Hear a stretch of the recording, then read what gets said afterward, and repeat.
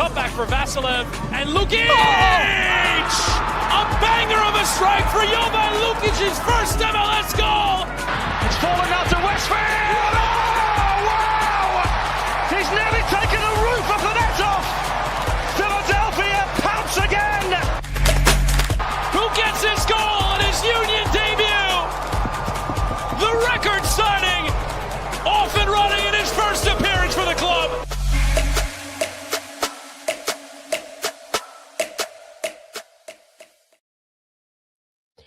Hello and welcome to the Free Kick Podcast. My name is Todd, and hopefully you guys enjoyed this surprise, not so much of a surprise, snowy Sunday morning, evening, afternoon.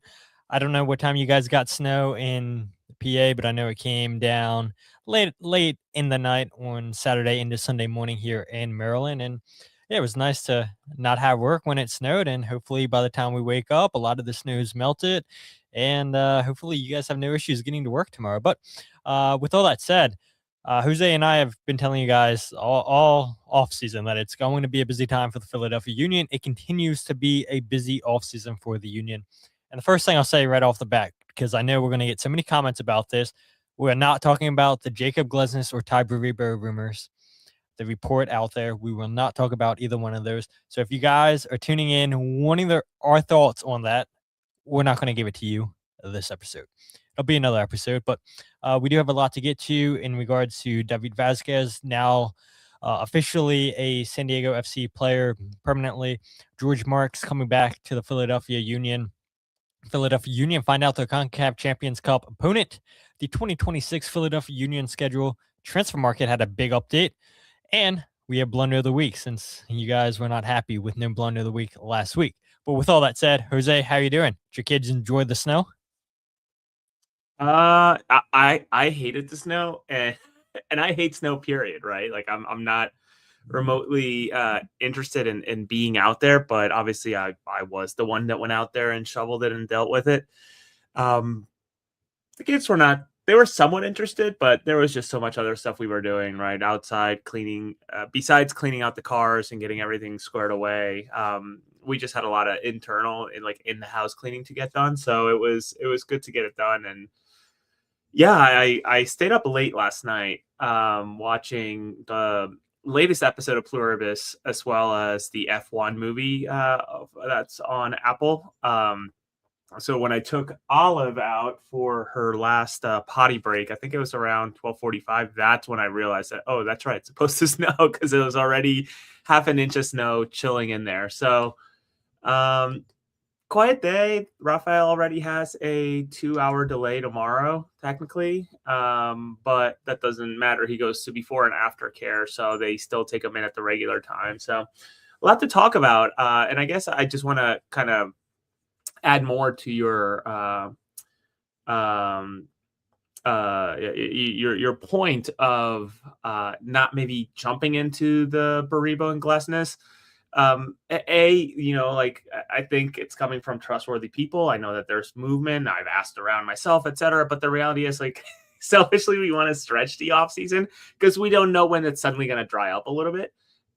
So I like to think that likely by next Sunday, maybe we have something that's official from the club to then officially dive in and talk a little further. So just hang tight. I know we typically talk about my reports, and that's a little different, I think. But for this one, just trust us. I'm sure that we're gonna coalesce a whole bunch of news that are inevitably gonna happen between now and next Sunday, and it's gonna include those two players as well, likely. So just hang tight.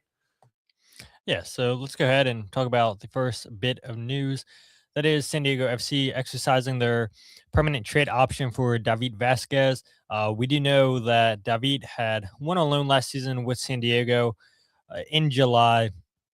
And during that agreement, the Union received $100,000 in GAM, $50K in 2025, $50K in 2026. He appeared in 6 games, 4 starts for San Diego across all competitions, recorded an assist in the Leagues Cup with San Diego, played 328 minutes. And yeah, David, I think this is something, Jose, that you had hinted about, that this was always going to be the case that you would be shocked if San Diego didn't pick up this option to make the deal permanent. And San Diego comes out a little bit after MLS announced that roster decisions would be submitted to MLS. And yes, you had mentioned it a couple episodes ago, just because there's a date that roster decisions need to be in doesn't mean that's when clubs need to announce their signings. And so San Diego finally announced their roster decisions, and they announced that David Vasquez is permanently a San Diego FC player. Yeah, I remember when this came across my virtual desk. I think no, it was Semla when I was in Ireland. I can't remember when Vazquez happened. Ideally, but nonetheless, I remember when I heard about it. I was shocked because of I think it's fair to say that the Union have never really let prospects go on loan a whole lot. I don't think. I could be wrong about that, Todd, and please correct me, and people in the chat, please correct me. But it feels like this year was really the first year where like prospects really went on loan. Obviously, David, and certainly Olney. Olney's was obviously a disaster. I think more like a scare tactic than anything. It felt like with how poor that went. But with David, the way I had heard it, honestly, was that from the get-go, it was sort of a gentleman's agreement that their purchase option was going to get picked up. So I think the most interesting part about this, and yes, congratulations to David. I think he got probably more interesting opportunities through San Diego just because of the roster they're in, and certainly with Mikey Varas out there, somebody that knows him fairly well.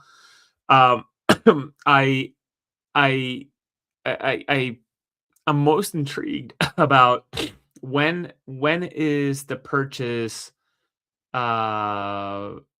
earmarked for. If it's, I'm guessing January 1 of 2026, and some other stuff that's happening. Should it happen with another cash for sale? Well, David is then a cash for sale, right? How much was it this time around? 250? Yeah, 250. Yeah, harder than that. So hypothetically speaking, there goes the two sales that the Union can have in calendar year 2026. So from there on out, it's it's only GAM and TAM that they can get from people within the league. So to me, that's the most interesting part of this whole thing. Happy for him. You know, as I understand that he wanted more opportunities, he wanted more playing time, which he obviously got with that team in Leagues Cup. And I think with the Union, he played in that he played in the US Open Cup. I can't recall. Did he hop on during the regular season? I'm pretty sure he did, right? Because I remember seeing a debut patch on him, which I'm yet to meet somebody who has one of those cards with a debut patch, honestly, across the entire league. I haven't maybe Googled enough, but certainly don't know any Union supporter or person, period, that has one of those Topps cards with the debut sticker, because I would pay good money for Danley Jean Jacques last year. I would love one of those. That would be awesome. Yeah, I totally forgot that Topps was including them in select cards. So yeah, you completely refreshed my memory on that. But you're absolutely correct, Jose.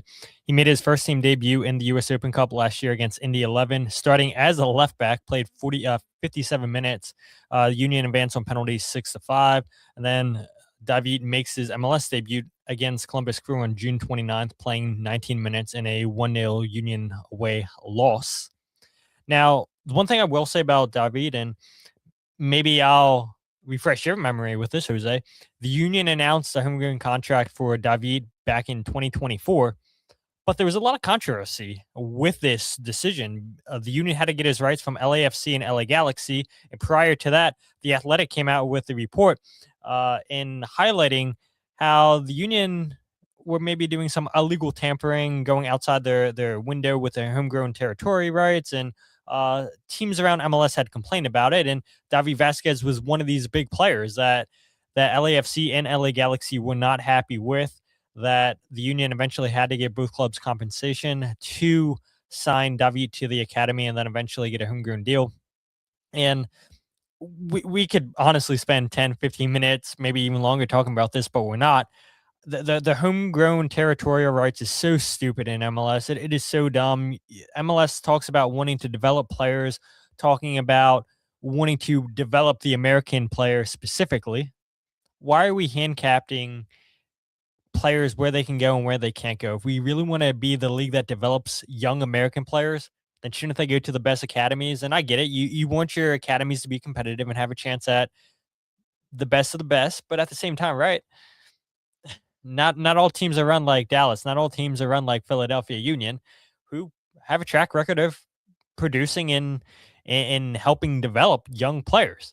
And so I don't know. Again, I don't want to spend too much time on that. It's an episode that we could go on and on about how homegrown territorial rights is so dumb. But yeah, David was a main player that was costing the Union a little bit of an issue around the league because of LAFC and LA Galaxy not being happy that David was going to their academy.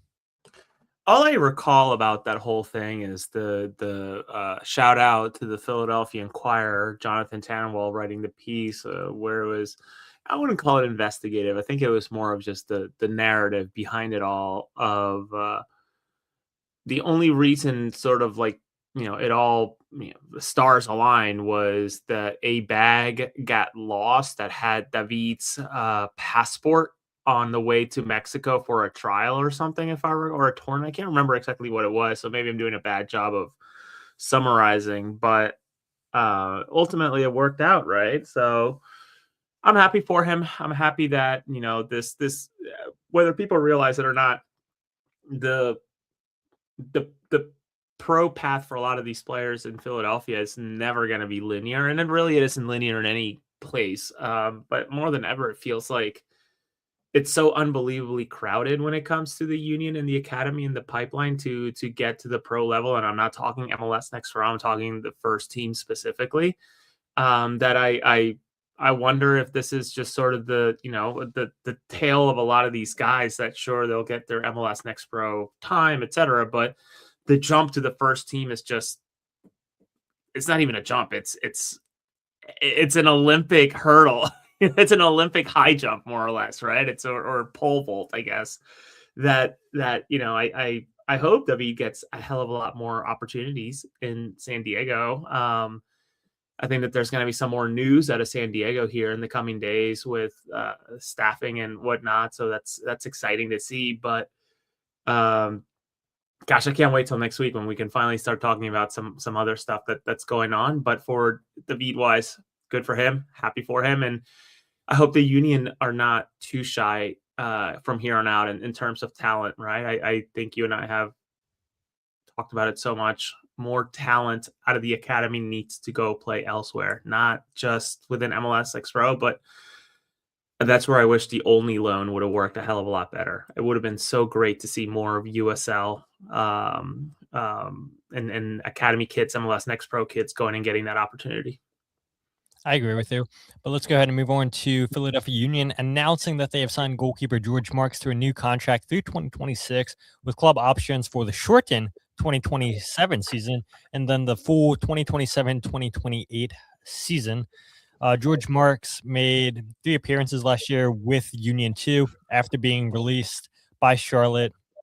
He won all 3 of his starts, making 17 saves, played in 2 playoff games for Union 2, I believe. But, yeah, I mean, this is a good move, I think. I think it's pretty clear that Andrew Rick's going to be number 2, and you'll see George playing with Union 2, I would imagine, next year, a good amount of time. And then when Andre Blake is, fingers crossed, not hurt, but he will be away for Jamaica's playoff game in March, then you'll see George be the number 2 on the list. So, yeah, good to see the Union bring back George Marks. And you talked about just the work that he does in the community. The PR side of things with George is just a huge get.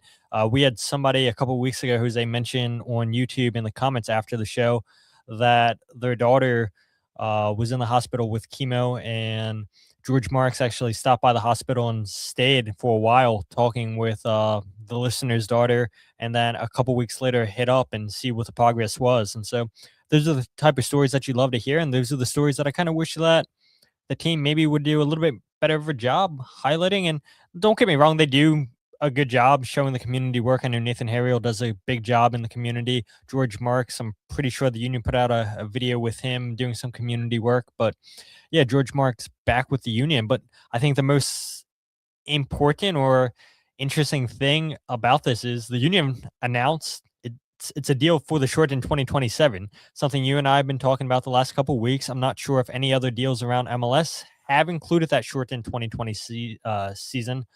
But yeah, Philadelphia Union finally announcing a deal that includes that shortened season. Yeah, not much else to add on my part on George. I think you sort of mentioned what I was most impressed with. It's that, in that very short time, or the short time that he had been with Philadelphia prior to this extension or re-signing, whatever you want to call it. Man, it felt like he was just doing all the PR beats in terms of not necessarily like going out and selling per se his image and appearance for items and sponsorships, etc. But rather, like, I think he participated in the cleaning of around Subaru Park. That was I know that's a Nate Harriel special. He always seems to be involved in that. But as I understand, I think he also helped with the peanut butter and jelly sandwiches that the team makes for, I forget what specific charity or what the exact reasoning behind it, but really, really cool to see. I did see the pictures of him at the, forget the Nemours Hospital, I believe it's called. So that's also really cool to see.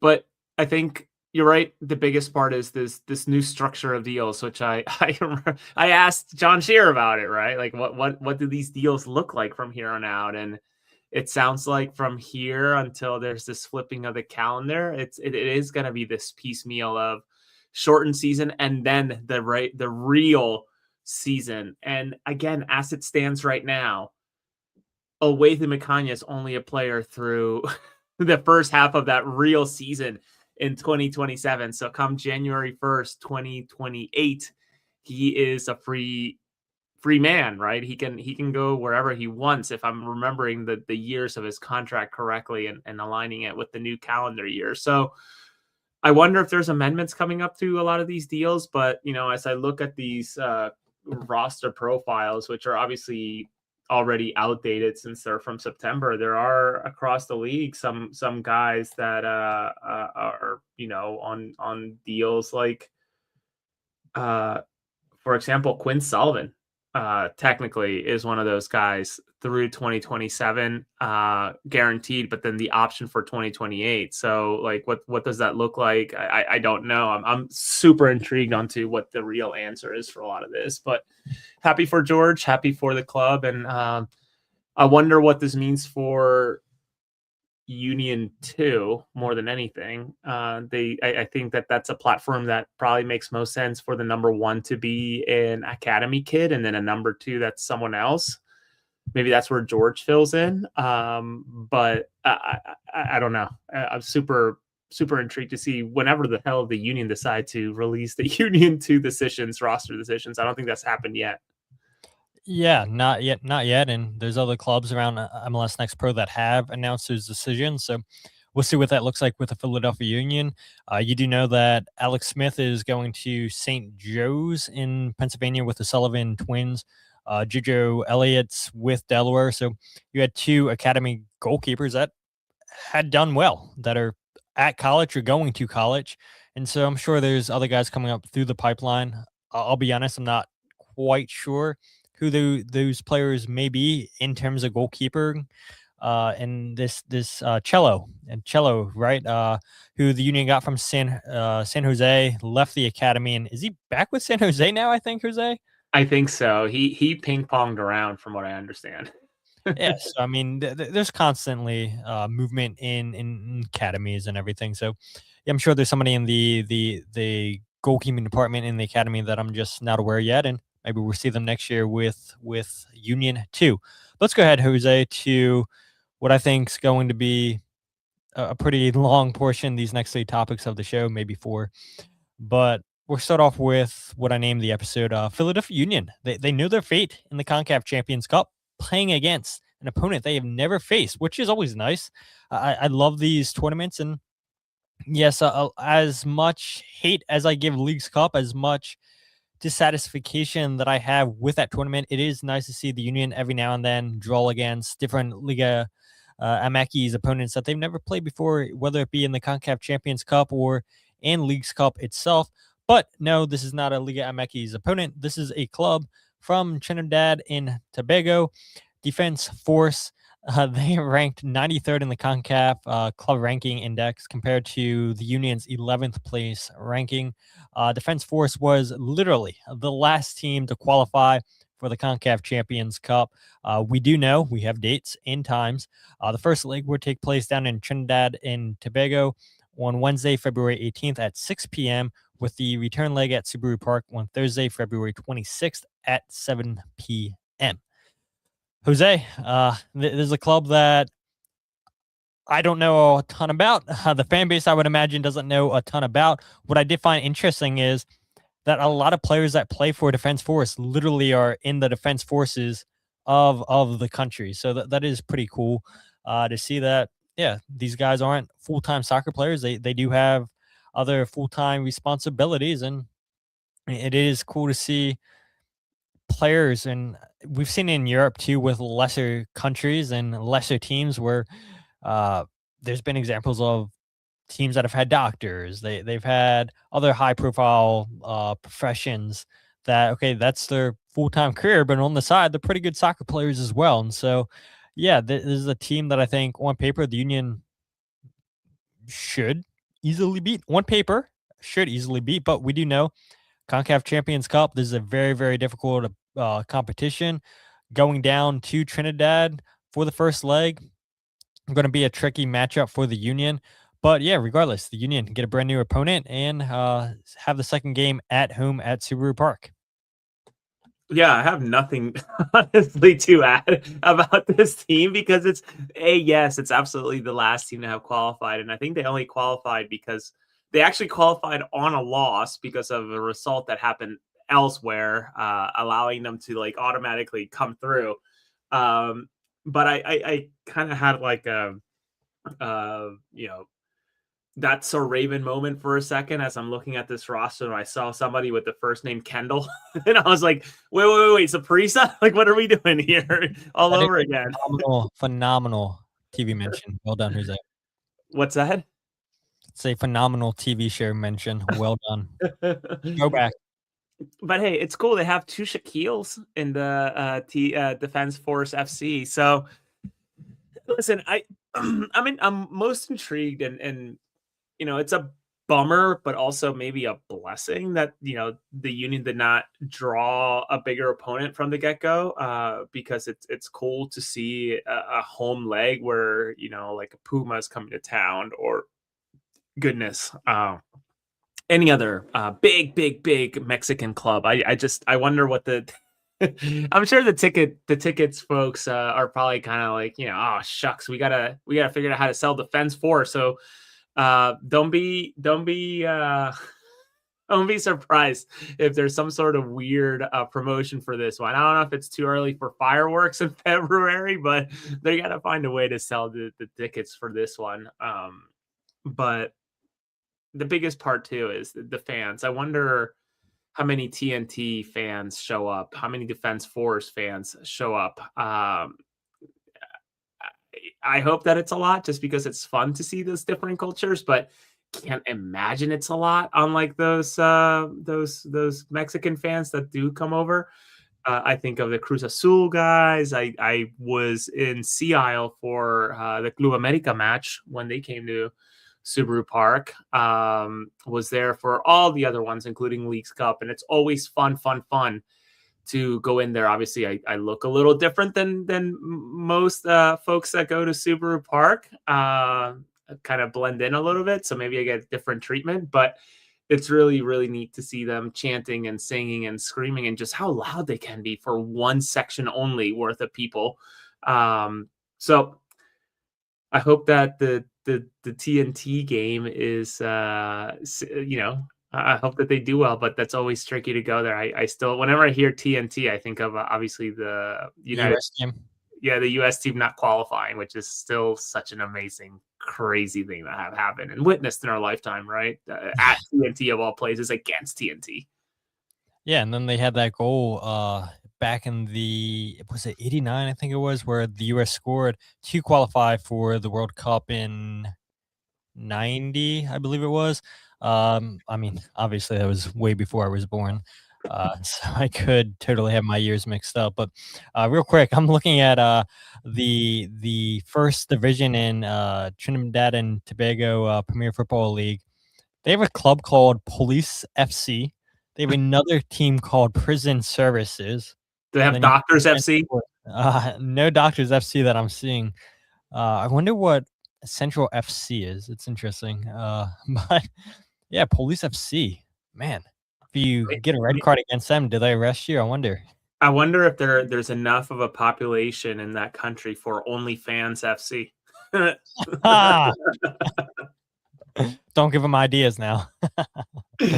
Oh man, no, I mean, listen, it reminds me a lot of those stories too, and I think the most prominent one from the Club World Cup was that Auckland, right? Actually the Union 2 scrimmaged against, which is supposed to be a secret, but wasn't a secret.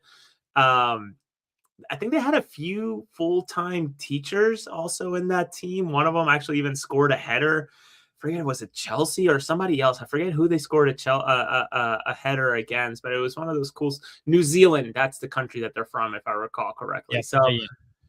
Yeah, it's neat to see these stories. I wish them well, but I can't imagine that the Defense Force finds a way past the Union. I mean, even I wonder if after the first. There are rules on the rosters too. So I wonder how they packed the roster for this one, right? Because it needs to be submitted a few weeks ahead of time. And you know all about that, Jose. I remember when Matt Real wasn't part of it and Joaquin Torres wasn't a part of it and the agents were upset and I remember hearing stories left and right about that. So we'll see who gets included, who doesn't get included, because then that gets closer and closer to some other deadline. So yeah, wow, goodness. Yeah, just looking at this in the 2024-2025 season, Defense Force, they had an invincible season. 20 wins, 2 draws, 0 losses, only 19 goals conceded, 81 goals scored. By 81 goals scored? Yeah, by far the most. Yeah, that's crazy. 81. The closest to them was Central FC, scored 61, but 81 in 22 games. That's insane. That's nuts, dude. It is. Just scoring hat tricks left and right. I mean, even looking at their performances against other CONCACAF competition, they've gone far in some editions of it. Granted, pretty early on, but in 2022 they held Pachuca to a 1-0 win, actually, and then they ended up losing 4-0 at one point. I'm guessing at Pachuca because of the elevation. But to beat Pachuca in 2022, unless it was all triple-digit kids that were playing for Pachuca, which I can't imagine that's the case. I don't know. Maybe there's more. I'm so intrigued. Listen, and I must admit, as I was watching the draw on the way back from my soccer game, and then sitting down and finally trying to research, there's not a lot on this team, not a lot at all. So I'm interested to see. And I mean, obviously the Union have incredibly good sources of information, data, video, I'm sure. But for the average person, listen, I wasn't watching the Caribbean Cup, which I believe is the way that this team qualified. So there's games somewhere. I would love to see them. Well, if anybody's going to find it, it's you, Jose. You always find a way. You always find a way. But not to discredit them. They're 20-time national championship. They've actually won this competition twice, in 1978 and then again during their treble-winning season in 1985. So they do have success in this competition. The only country in Trinidad and Tobago to win the Concacaf Champions Cup, but it has been a hot minute. But at least they can say they won, unlike the Philadelphia Union. But what I'm most intrigued about, Jose, is the potential next 2 games for the Union in this competition. If the Union advance to the round of 16, they will face the winner of either Club America or Olympia, with the first leg on Tuesday, March 10th, and then the second leg on Wednesday, March 18th, which would be either at Olympia or Club America. We do know how the Champions League went for the Union, because it was the Champions League back then until they rebranded it into the Champions Cup. So dumb, CCC, miss Champions League, but it's neither here or there. But yeah, if you somehow find a way past America or Olympia, you could potentially see Inter Miami in the next round in the quarterfinals, assuming Nashville gets past Ottawa and assuming that Inter Miami takes care of either Nashville or Ottawa. It's not an easy task on paper for the Philadelphia Union, Jose. I love the idea of having a home and away leg, because that would be right. Second round of 16 would still be home and away. To have Club America come to town, obviously, and Olympia is no slouch when it comes to popularity as well. So I'm all for it, man.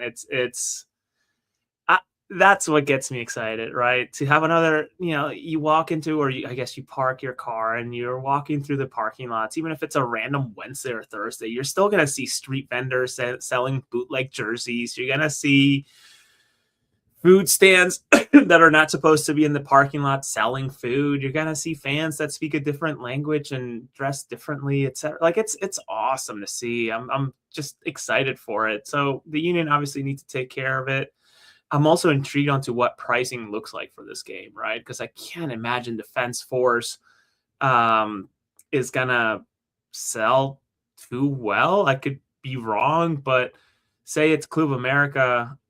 Honestly, either I'm guessing that Club America will draw a heck of a lot more expensive of a ticket than Olympia, but no, I just have so many fond memories of this. I mean, one of the first instances where I got to spend some time with our good pal, Mark Helkenberg, was actually at a CONCACAF Champions League game at the time against Saprissa. And that was one of, it was such a fun game to watch, such a fun game to write about and report. So yeah, I'm excited, man. I like this. I'm excited for it.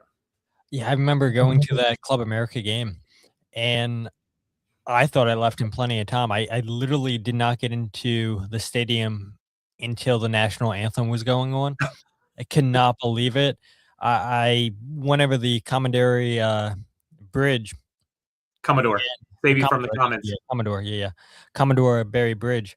And I was like, I'm never taking this way ever again, ever since that game, because literally I was stuck on the bridge. There was so much traffic. People were getting out of the cars, running down the ramp to get to Subaru Park. There was people selling food on the bridge. There was people selling jerseys on the bridge. I saw people on the side of the bridge just peeing. I said, this is crazy. This is insane. And then you see the wall, where I should say the wave of yellow jerseys in Subaru Park. It felt like it was a Club America game compared to a Philadelphia Union away game. Like, it did not seem like Subaru Park was home to the Philadelphia Union. An insane night. So many police in the parking lots of the stadium riding around on horses. I remember I barely saw Union fans there. It was just nothing but yellow jerseys. I saw people with signs that said they came all the way from Las Vegas, from Texas, from California. People were coming all over just to see their country, Club America. And this is something I know, Jose, that you really wish that the Philadelphia Union would do a better job of, is reaching out, getting the Latino community. You've talked about it before on this podcast. That's specifically why you like Leagues Cup, watching people that are fans of these Liga MX teams come to Subaru Park and trying to figure out, how can the Union get these people? Okay, look, we're not asking you to not be a fan of your home country team anymore, but how can you get them to be Philadelphia Union fans? And that's something that the Union still haven't, in my opinion, Jose, figured out how to capture. Back in 2019, maybe they tried to do that with Marco Fabian. Didn't really happen. But yeah, there's a huge untapped market of Latino fans in the Philadelphia area. How did the Union get them? I'm not quite sure, and it seems like the Union don't really know either. I remember. So I spoke with the fans of Saprissa, Cruz Azul, and obviously all the other Mexican fans and Latino or Spanish speaking fans that have come to Super Park, just out of like curiosity, right? Like, where are you from? Meaning, where you come from, right? Physically. And sure, there were a lot of folks who drove from New York City, etc. But those that were actually from the Philly area didn't even realize that the Union existed up until the match itself. So I don't know. Can the Union replace their main team? Right? May it be Cruz Azul or Saprissa? I don't believe so. I don't think that's possible to even imagine. But is there a way to turn those folks into the Union being Team B? Right, the one that they can actually show up to, the one that they can physically be there for. That's what you hope. And interestingly enough, Marco Fabian scored this weekend for his San Diego Shockers, I believe, his MASL team. So he's still out there kicking. And I believe his other club, his outdoor club out in Andorra, qualified for Champions UEFA Conference League, or whatever the lesser of the lesser is out of all the UEFA competitions. Fuck off. Amir Verdesia, yeah, I wish it would have worked out, man. I don't know, man. I'm eager to see more fans. I wish it was more common, because when they come with the drum and they come with a little bit of when they come with the songs that everybody there knows, they never met each other, but they know the songs and they sing them in unison, and it's loud. It's really cool to see. I still smile whenever I run into, or I get a memory on Google Photos from the Saprissa match, where they were all singing about the Morados, which is obviously the color of their jerseys, or the nickname that they give themselves. So it's cool to see. I hope to be able to be there for should the Union get through Club América. But until then, we have I'm sure a ton of other stuff to talk about, I should say. Yeah, absolutely. I do have a quick question for you, and then we'll get into this 2026 Union schedule. But there are currently 9 Union players on the roster with Concacaf Champions Cup experience: Andre Blake, Jacob Glesnes, Kai Wagner, Nathan Harriel, Olivier Bizo, Jesus Bueno, Quinn Sullivan, Jeremy Raffanello, and Indiana Vassila. Obviously, Quinn's going to miss a significant portion of next season after tearing his ACL in DC in September. At the end of the Union's end of the season press conference, Bradley Cornell said hopefully by the summertime they can start working Quinn back in. And so if the Union were to go all the way to the final on Concacaf Champions Cup, yeah, Quinn's not going to participate in this competition whatsoever. But only 9 players currently on the roster. You take away the injury to Quinn, that's 8. The pending deal of Jacob Glesnes, that's 7. So 7 players on this roster that have Concacaf Champions Cup experience. Is that a concern to you at all, Jose? Yes and no. I mean, the biggest part of it is I think I would be more concerned about it if the first opponent wasn't Defense Force and it was like a Club América or Pachuca or somebody like that. But since, this is, I hate to say it's an easy draw, I think it's maybe fair. It's probably totally fair to say that the Union got a very easy draw for that initial game compared to others. I don't think so. No, I don't. I mean, I don't think it's a big deal. I do and I don't, but I'm personally not overly concerned about it. I think you get one match in against Defense Force FC, the complete argument's kind of moot. You know what I mean? Like, you go to TNT and draw 0-0 or win 3-0. Would the experience really even matter? Yeah, no, probably wouldn't. It wouldn't matter. So, I mean, it's a fair point. I was joking with 2 friends of mine in a group chat, and we were talking about potential center backs because, yeah, in my opinion, I think you would probably agree, Jose, you're going to need 4 center backs on the roster next season. What about Damian Lowe? He has Concacaf Champions Cup experience. He has Concacaf experience. He is a free agent. Did the Union bring him back? I think if Jim Curtin were still here, I think that chance would be yes. But now with no Jim Curtin, yeah, probably not. Damian Lowe has come and went with the Philadelphia Union. Damian Lowe is having a kids camp out in Connecticut, so he's not too far from the Union facilities in the next coming weeks. Should he ever want to come and trial with the club? So, yeah, I don't no, yeah, Damian Lowe, my goodness. Remember the dreams and hopes of him playing as a 6, and then ultimately he did it once or twice. Yeah, because he was Jamaica was experimenting, I should say, with that. And Jim Curtin's like, yeah, he played good. We're gonna go ahead and try that here in Philadelphia. I totally forgot about that, Jose. Oh man, what a wild 2023-2024 season for the Philadelphia Union. We won't go back and talk about those seasons, but let's go ahead though and talk about the 2026 schedule for the Union, which does kind of play a factor into the CONCACAF deal for the Union. So hopefully you guys can see this well. Hopefully you can see this fine on your screen, Jose, with the schedule for 2026. I included CONCACAF dates that we know are guaranteed and then potential CONCACAF dates. Hopefully you guys on the live stream can see this, but there is a lot to dive in with this schedule, with the Union obviously having their first MLS match on the 21st down in DC. So they start both games on the road. 2-17 in Trinidad and Tobago, and then go down to DC to start the season on the 21st. And then you have your next 4 games at Subaru Park, Jose. You're at home against Defense Force, then at home against New York City, at home against San Jose.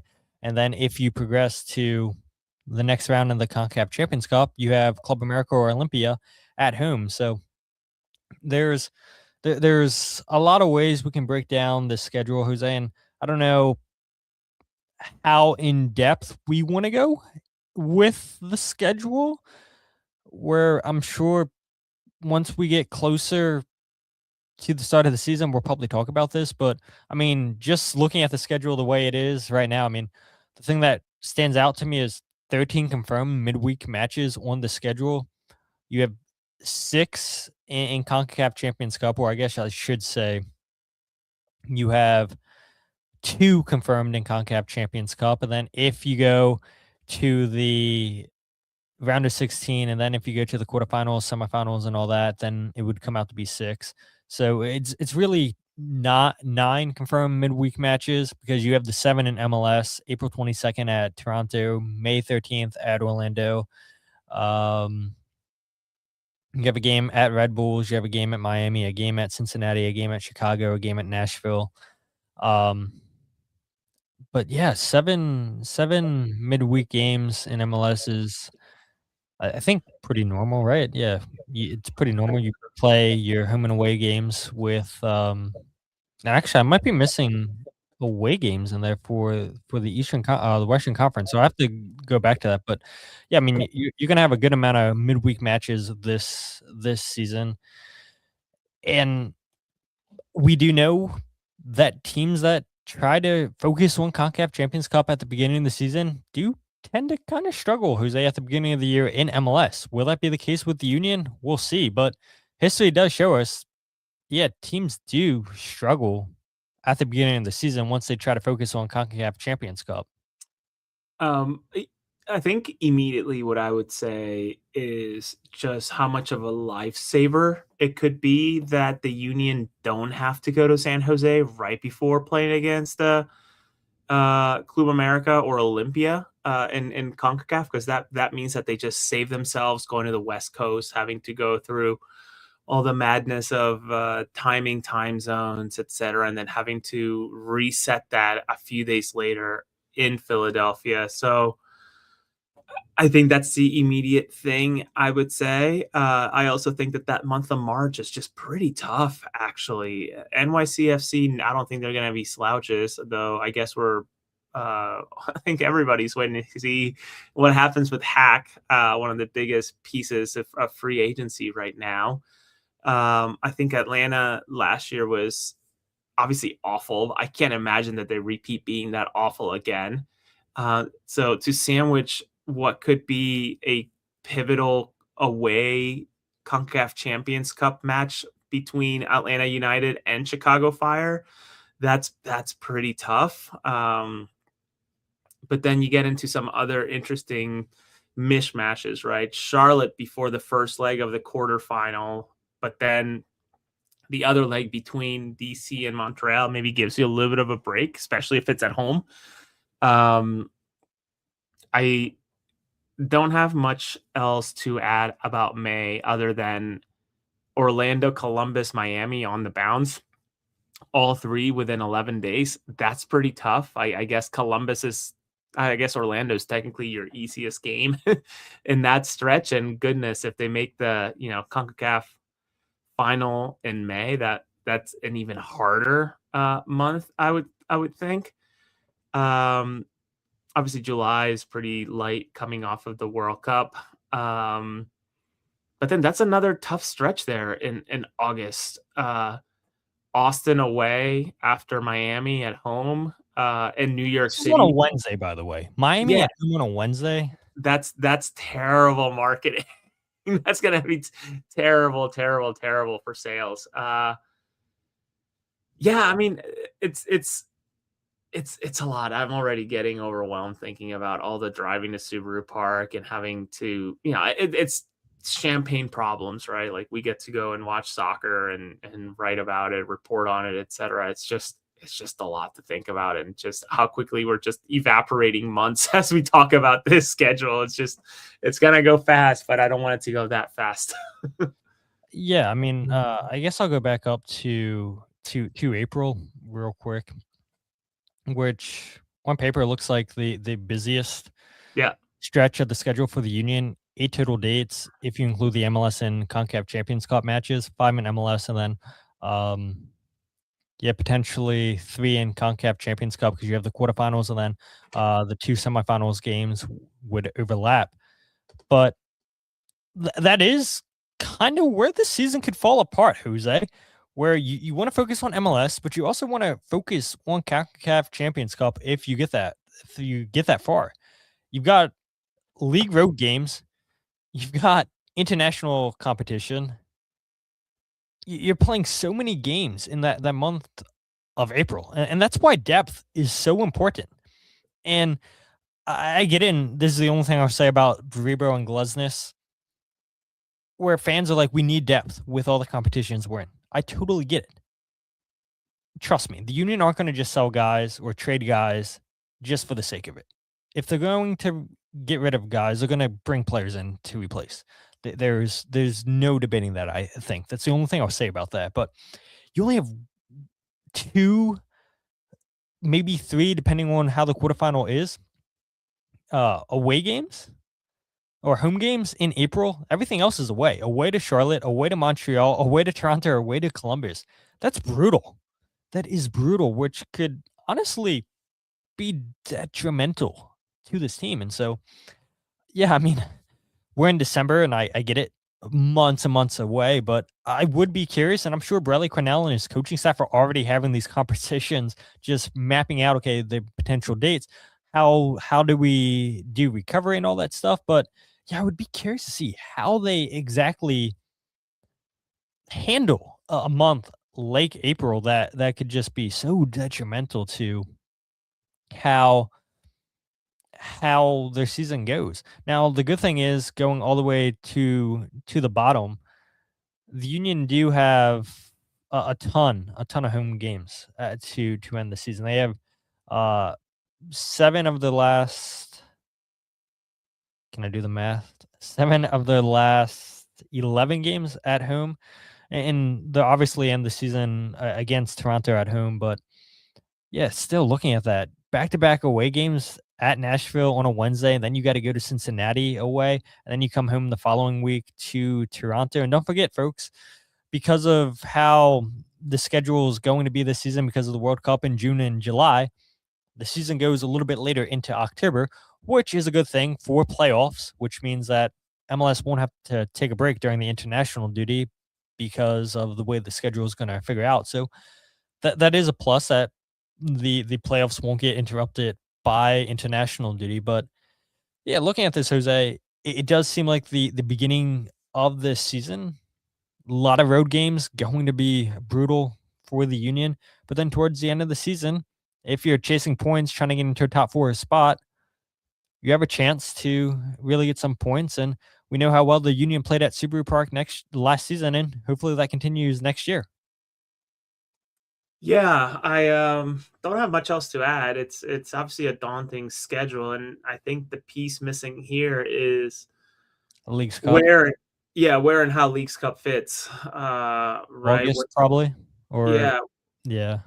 Somewhere in August. How does what does that format look like? I'm guessing it's going to be heavily altered because of the World Cup. If I recall, I think even the Leagues Cup social media, one of the social media Leagues Cup accounts was already, sort of talking about the Union, not necessarily participation, but like just even mentioning how they were doing and this and that. It's kind of like, well, you wouldn't talk about them unless you were expecting them to be in it, right? Like I haven't seen them tweet about teams that technically are not part of it. I can't remember the exact context of the tweet. It's somewhere in there. But I just don't know how that fits into this whole thing, because obviously you're not going to run Leagues Cup while the World Cup's happening. The entire world stops, never mind Philadelphia, obviously being one of the biggest parts of it all too, with the group matches plus the elimination matches that will be happening here. So that adds to the chaos. But as exciting as this is, I do wonder how much they reschedule as the team progresses. If there's even wiggle room for it to be rescheduled, that's the biggest question. I remember the headache that it was to get that Seattle rainout game scheduled. So I don't know. I'm so interested about that too. And yeah, we can talk more once we get closer to the season about the schedule. Yeah, but to your point of depth, it's gotta be really fascinating to see how much they lean onto the youth, which Carnell has been very open about, as late as, or I guess as recent as the end of season press conference, how he believes in youth. I think developing players was I believe the sentence he used. So what better time than international competitions, right? Put them in the spotlight, and hopefully they have an opportunity to really shine. Yeah, absolutely. Let's go ahead and talk about this big massive update on Transfermarkt. I'll let you take this, Jose, since you are the one who put in the time to calculate the conversions and everything, and you are the one who saw that Transfermarkt had this big update. So just any big takeaways you want to discuss about the values for Transfermarkt. Sorry if I'm putting you on the spot, Jose.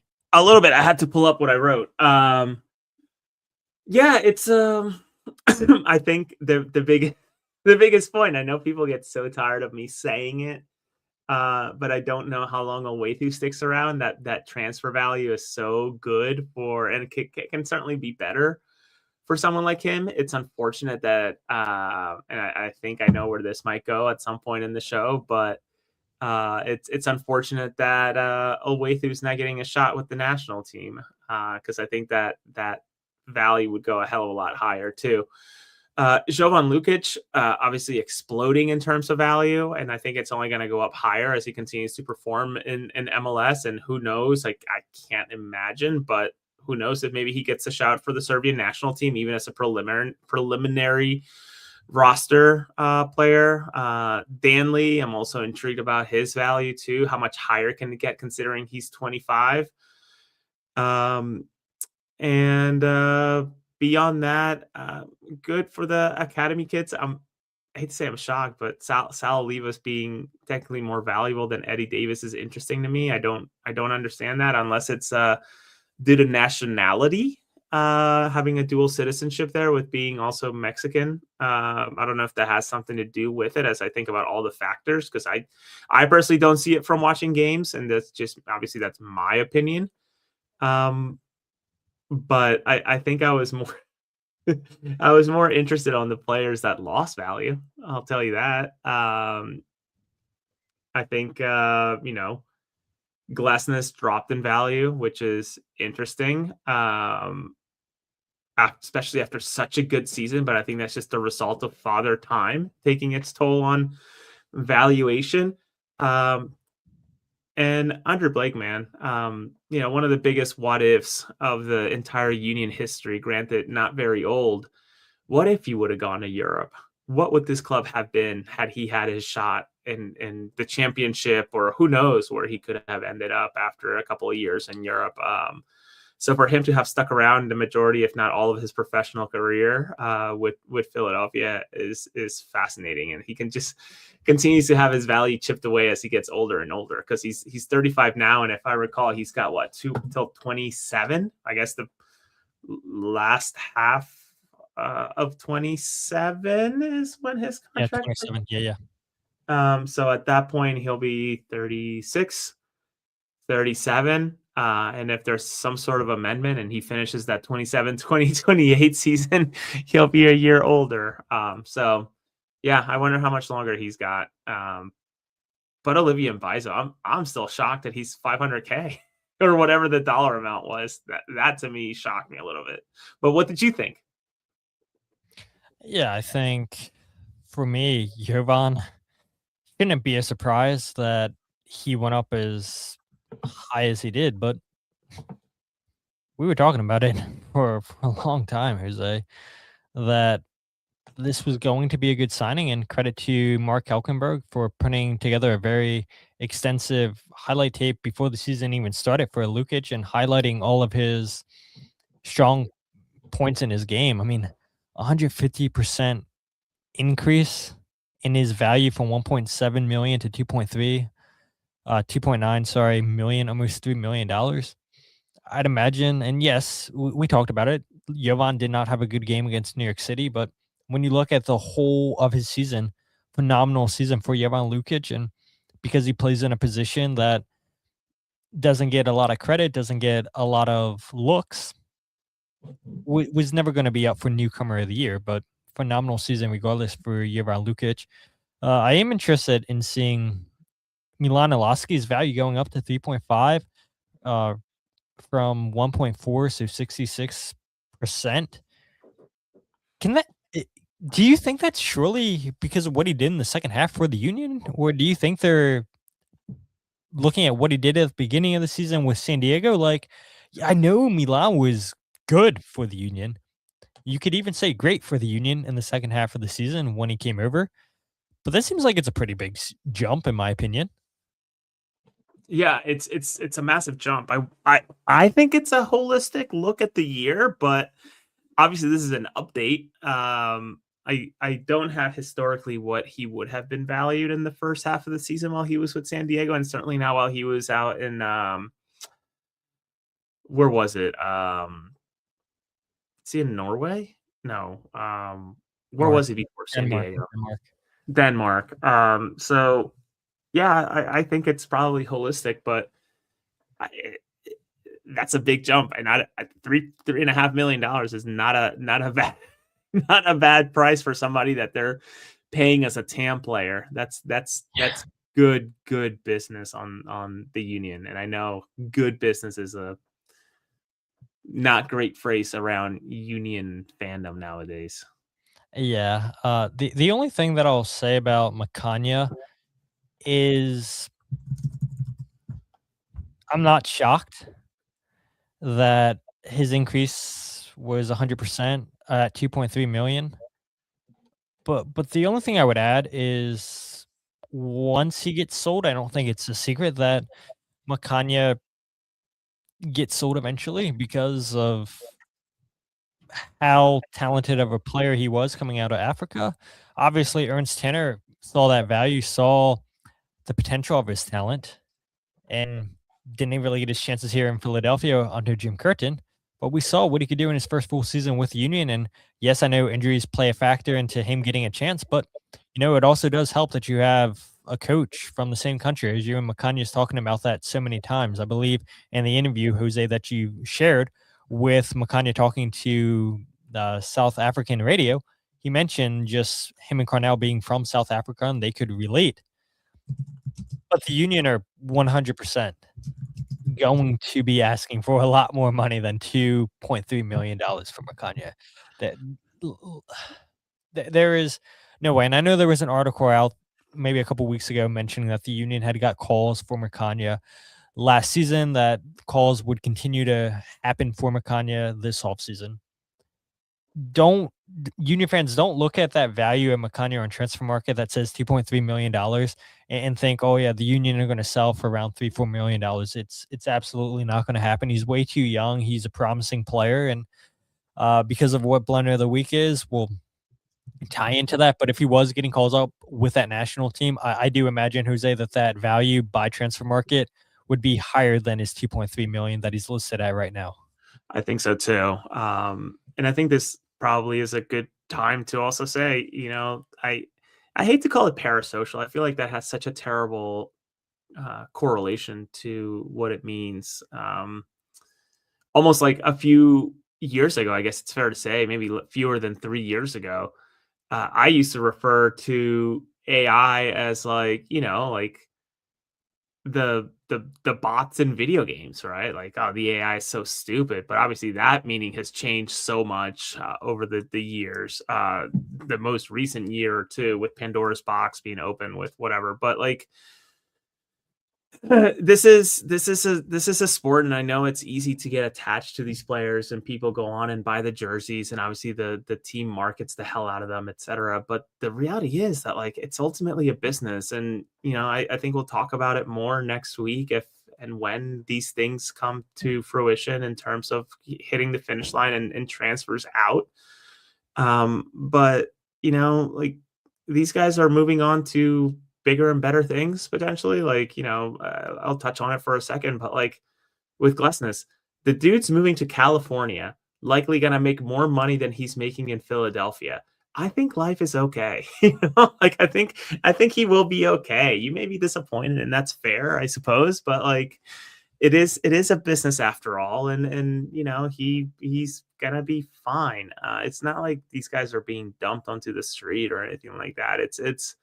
It's okay that that players come and go, that type of thing. They are pieces of the business, and sure, everybody is a human, and there's a part of that. I believe that.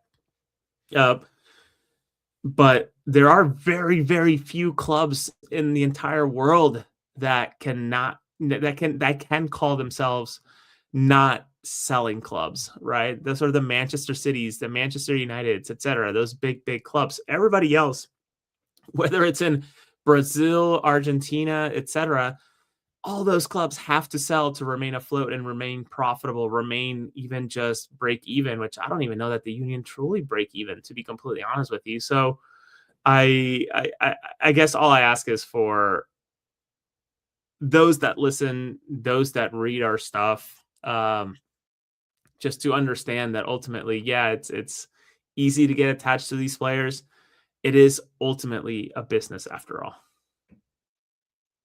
Yeah, I couldn't have said it any better than you did, Jose. But the reason we mentioned the Transfermarkt update, and I'm so glad that Jose had put out this article, this post on Twitter and on his Substack, because it goes hand in hand with Blunder of the Week.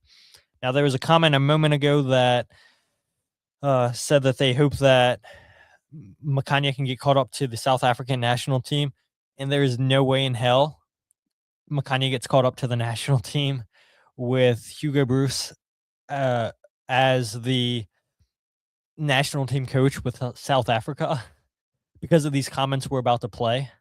And so I'll play these comments from Hugo Broos' press conference last week talking about Mbekezeli, the center back that has left South Africa to sign for Chicago Fire as a U22. as a U22, not a Chicago Fire 2 player, a U22 Chicago Fire player. And this is what Hugo Broos had to say about that move. I will tell you what I think. No. No. What is he going to do in Chicago? Yeah. He's not even a top team in America. And if my info is right, I don't know. Don't quote me, but because they told me that he will play in MLS 2. That's the second team of Chicago. I don't know if it's the truth. I don't know. They told me. So I will ask him when I see him. And that is even worse. But I know what happened. A nice little woman who is his agent and thinks she knows football is doing what many agents are doing. How much can I get?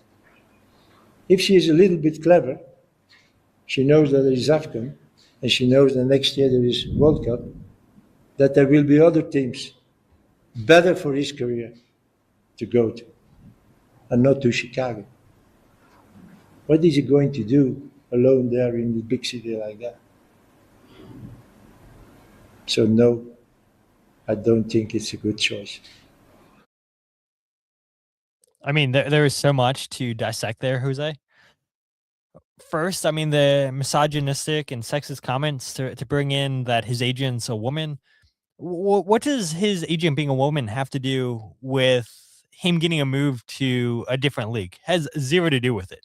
He just felt the need to say, oh yeah, his agent's a woman, and just throw her under the bus. Now, the one thing I will agree with him on is you do see a lot of this in soccer. The agent is just looking out for the payday for themselves, try to force multiple moves because it means more money for the agent. Not all agents are like that, but there are a good amount of agents in the world of soccer that just care about the payday.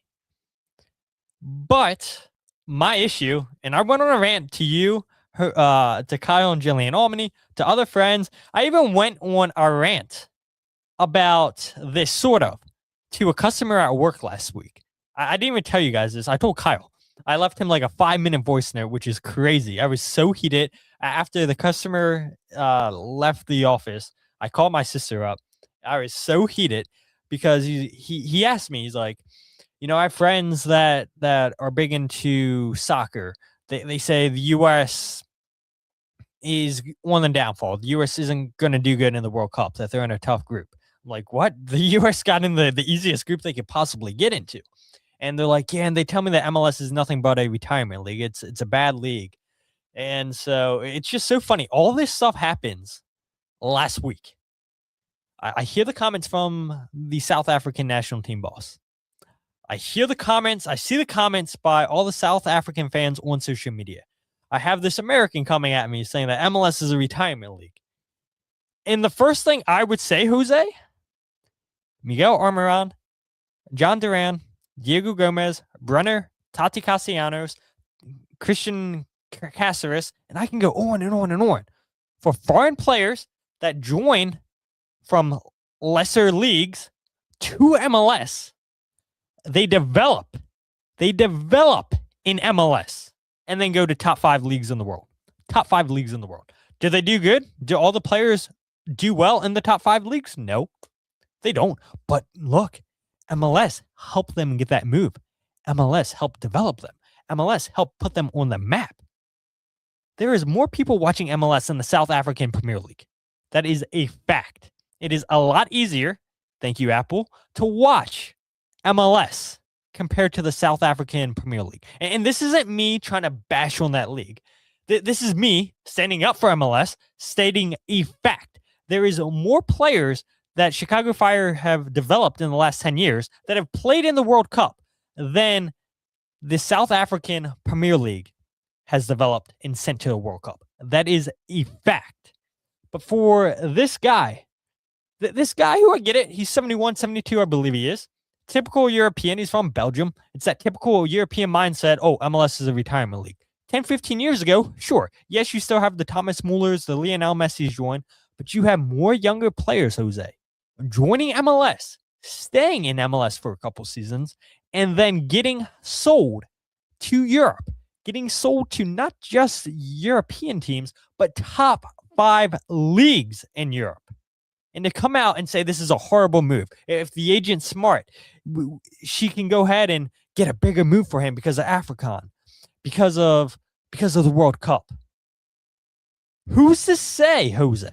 Who's to say that he doesn't just stay in MLS for a year? He does so well at the World Cup with South Africa. He does so well in MLS, and then a big team in Europe, a top 5 team in Europe, gives Chicago Fire a big offer. Who's to say that doesn't happen? It could possibly happen. Don't you think Chicago Fire are thinking about that? Chicago Fire know this is a big talent. Chicago Fire are planning steps ahead, just like the Philadelphia Union do. They don't just plan for one transfer window. They plan for multiple transfer windows. Teams are smart. They're not just looking at, okay, this is what our roster is going to be for one season. We're going to have the same roster intact for years to come. No, you're looking at multiple rosters because this is a development league. There is time and time again examples of players being developed in MLS, and for this guy to be so naive to throw, oh, his woman's an agent, she's just looking at the money. Oh, it's MLS. It's not a good league. Oh, I was told that he's going to go play for Chicago Fire too. I don't know if this is true. Credit to him. He admitted that. But why would you mention it if you're not 100% sure if that's truth or not? So that is why Hugo Broos gets Blunder of the Week. Not good. No, not good at all. Jose, go ahead.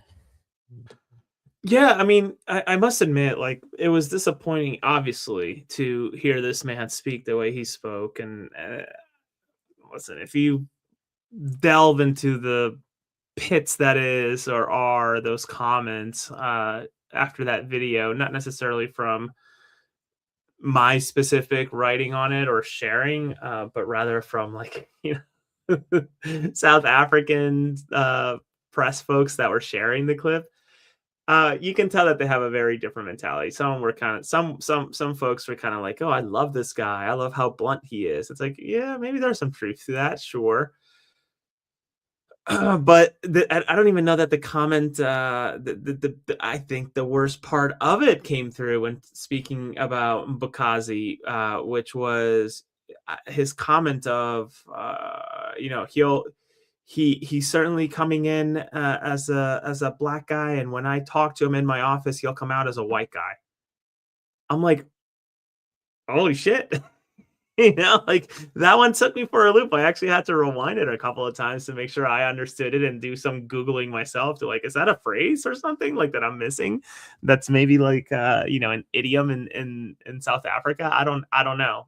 But all I do know is that this did not sit well, obviously, with a lot of the Western world per se, in terms of, certainly Chicago people. I think in MLS, I saw an article and I pulled it up here. Within MLS, many not fans, not reporters, but like people within the league were just very disappointed in the comments he made, which they're just unbelievable. And I think what was most disappointing for me was obviously the comments, but like the press there chuckling when he was talking about MLS. And I don't need them to be mutes or anything like that. Like, they're free to have their emotions and their opinions, but like, just how audible the chuckle was when he was shitting on the league. And maybe we, as press, you and I and others, sort of want to protect this league because we enjoy it and we like it and we want it to grow. And so we are ultimately attached to it rather than, a specific team at all times, although we cover one specific team. But to hear those press members just chuckle so loudly was kind of like a, holy shit, he is speaking to his crowd, right? Like, this is an audience that loves this type of talk and loves this. I don't know. And honestly, he must be so confused, or people in South Africa or within the federation must be so confused. They probably thought that he was Owethu for a second because of the way that he is a U22 and he spent a whole year with the Union too. That maybe was a little more confusing to him. But I can't imagine that Chicago spends a U22 spot and has them play only Chicago Fire to the way that the Union did, because obviously that was unbelievably confusing to me. So listen, I think it's a matter of time until that line of thinking in terms of what I deemed completely inappropriate remarks in terms of race and sex and certainly opinion. It's only a matter of time until they disappear and wilter away. So until then, man, just sort of gotta roll with it. And, everybody's entitled to their opinion, as crass and wrong as they may be. There is such a thing as freedom of speech, but obviously when you're doing something so wrong as being sexist and racist, that's where you draw the line in a way.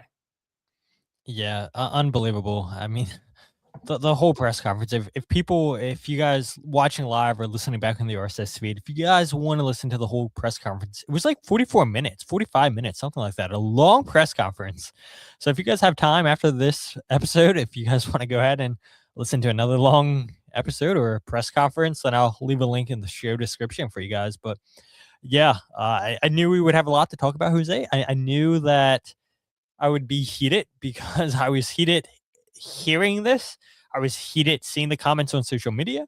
I was heated when I had a customer at work mention MLS as a retirement league. I'm like, no. Let's get off of that mindset. Let's actually watch MLS. I know that it's behind a paywall. It's not the easiest to watch, but a little research. That's all you got to do. Just a little bit of research. And I didn't even mention the American players. That's all foreign players. And there's so many more foreign players that join from lesser leagues, join MLS, than play in a top 5 league. There's so many examples. And MLS is going to continue to hit up these markets, these young players, giving them a chance. And we all know that MLS is a attacking league. And that's the last thing I'll say on this. So as angry as you may be that it's MLS, like, wouldn't you be happy that you have a player that's joining in a country that's hosting the World Cup, and so he's going to get acclimated to playing in America? Isn't that a plus for your national team? And plus, MLS is a lot more invested in attacking football than it is defending. And so now you're going to go against some of the best, and you're also going to go against multiple players in the league that are going to go to the World Cup with their country. So I don't know why this is looked at as such a bad move. And so for fans, I know you and I want to see Mbekezeli get called up to the national team. I'm sure the whole organization for the Union want to see Mbekezeli get called up to the national team. But unfortunately, with a manager like this in charge, I just don't see it happening, Jose. But yeah, an hour, 18 minutes into the podcast, Jose, as we always say, these things always go long, and the listeners come to expect that. And I felt like we had a lot to talk about, but I think we got through that well, Jose. I think so too. I'm always amazed at how much we end up talking anyways, despite avoiding other topics. Imagine how much longer we could have gone had we talked about the 2 pending things. So yeah, we'll see what next week brings on top of what seems like soon to be official news. And happy, I know we're wrapping up, but happy Hanukkah to anybody celebrating. Special time of year for sure. Yeah, absolutely. Absolutely. Busy time of the year with all the different holidays. And yeah, like I had said, snow outside. And so maybe you guys are a listener that's still in school. Maybe you have a 2-hour delay. Maybe you have off. Who knows? But yeah, it is that time of the year where you never know what kind of weather you're going to get. And it is always a hectic time of the year too, with all the different holidays. And then before we know it, it's going to be the new year. And we'll be talking about the official start of the 2026 season. But Jose, where can people go ahead and follow you on social media, or anything you want to plug away? Nothing really that I'm working on outside of just keeping my ears open.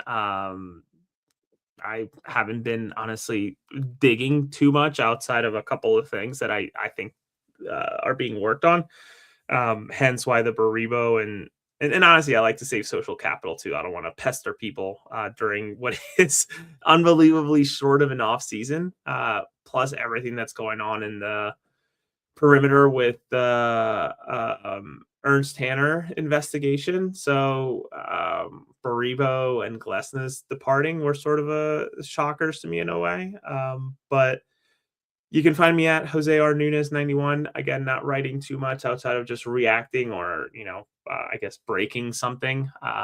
But we'll see. I don't know. I'm intrigued to hear what MLS wants to do with me, if they want to deal with me next year, and certainly Philly Voice, how they felt the reporting went during the playoff stretch there. So nothing other than just hopping on with you. And I know Mike Barrera, myself, and Quentin Hall, who did a lot of Union 2 work for us, are sort of cooking up some stuff for the regular season in terms of really putting our shoulders into the pre and post match show that I think goes over well with a lot of the fan base that likes to be involved in that. So more to come for sure. Absolutely. And if you guys aren't following the podcast on Twitter, Instagram, or Facebook, follow Free Kick Pod, wherever you get your podcasts of The Free Kick. Check out the YouTube channel live every single podcast, youtube.com/freekickpod. You can check out the goals breakdown video there as well.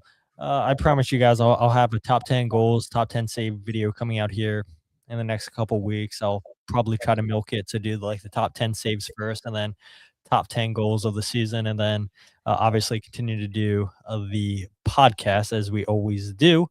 But if you guys want to go ahead and check out my work all in one place, the podcast all in one place, you can go ahead and check out thefreekick.substack.com for articles, goals breakdown video, and podcasts. And I had mentioned to you guys last episode, and I'll be brief with this just because I know we're an hour 22 minutes into the show, but I did want to share my thanks, my gratitude with you guys as I always seem to do. Spotify came out with a whole bunch of numbers, and I mentioned this that I said last episode. We'll go ahead and talk about these briefly and everything, but this is just to praise you guys. Nothing that Jose and I are doing. This is all you guys and Spotify specifically. And I wish that we got more numbers for Apple, where it seems like majority of the people listen back to the podcast on. I know there's people on YouTube and everything, but this is just specifically Spotify. Just real quick, numbers that I'm really impressed with, Jose as well. 80% growth in total audience from last year to 2025, 727% total new audience, 2.4K listening hours on Spotify. Again, Spotify only numbers here. And again, I'll try to bring these up very, very quickly. I mentioned this to Jose, and I think Jose has a lot to do with the international audience. Number one, obviously, United States. Number two, United Kingdom. 3, Canada. 4, Germany. 5, Mexico. So it is cool to see. This really is an international show, and I don't know if these people that are listening, I don't know if they're actually Philadelphia Union fans. I don't know if they're MLS fans. I don't know how they find the podcast, the people internationally, but I really do appreciate that people are listening literally all over the world. This is a pretty cool stat right here. The Free Kick. We went up by 49% followers this season on Spotify. We had 31 top fans, 31 people who said that this is their number one most listened to podcast in 2025. The listening time went up 128%. Again, U.S. numbers. U.S. is our biggest fan base, because it's a team-specific Philadelphia Union podcast. So, of course, America is going to be the most listened to place. But we had 207 fans, listeners say that we are a top 10 show for them. Really, really proud of that number. Again, Spotify only, and so I would be curious to see what it would be on places like Apple or anything else. We have 143 listeners say that we are a top 5 show for them. Again, incredible numbers. But then something that I was only able to find one person because they DM me, Jose, and they said, do not disclose my name. Do not tell people that you're my number one podcast. I said, that's cool. I won't let people know that you're number one. But we have 31 people that say, yep, you're our number one podcast. And so that's incredible. That is incredible that there's 31 people out there that say we're their number one show on Spotify. And then the last thing, I promise, guys, I know this isn't to praise us. This is to praise you guys, because without you guys listening, then do we do this show? I don't know. Maybe, maybe we do. We had fans that listen to other podcasts. They listen to the Free Kick 95% more than they do other podcasts. 95% more. So yes, we know podcasts are huge, but to see the people on Spotify that consider us a top 10, top 5, their best show. They listen to us 95% more than they do their other shows. And so, again, I just want to say thank you guys to all the listeners. And Jose mentioned it. It is the holiday season. And I love getting these numbers back. I love looking back on Lipson. I love looking back on YouTube, looking on Twitter, on Substack, just watching and seeing where all these people all over the world are listening to the podcast, the comments that we get, the feedback that we get. And yes, I know I had said last week, I want to try to get to 500 followers on YouTube before the end of the season. As soon as I said that, I kid you not, Jose, somebody went and unsubscribed from the podcast. And so I don't know if we're going to get to 500, but if you guys could, honestly, like, if you haven't yet, give us 5-star ratings on Spotify, 5-star ratings on Apple Podcasts. It literally goes the longest way. We get recommended more on these platforms. And so we want to reach as many people as we can. Yes, Twitter probably is our main source, I would say, because of Jose. But again, the more reviews we get, the more positive outcomes we get, the more people we can reach. And you guys that listen to the show, I think would say that we're pretty credible, pretty knowledgeable about the Philadelphia Union. And that's what we want to do at the end of the day, is just make this fan base as informed, the most informed fan base as possible. Anything you want to add there, Jose? I don't know. I know there was like 10 minutes of me talking. No, nothing to add. I think it's cool. I appreciate being part of it and hopping on as much as I can. And I know the ones that you didn't post or share immediately was I'm just completely impressed by the listen through number. I can't remember exactly what it was, but it was one of those numbers where it's just like, shit. I mean, there's podcasts where I only listen the first 30 minutes, 40 minutes, and then I move on. Or I guess I'm blessed to subscribe to some podcasts that actually use timestamps. So I go to the topics I want to listen to, and then I bounce out. So I think it was like 95%. I forget what the listen through was, but it was very impressive for a podcast that goes sometimes into an hour and a half like tonight. So bless you all for allowing me to ruin your evenings or mornings or drives or God knows what else you do while you listen to this. Be in your ears, in your brain, talking about the Philadelphia Union. So thank you all. So with that said, my name is Todd, and this is the Free Kick Podcast.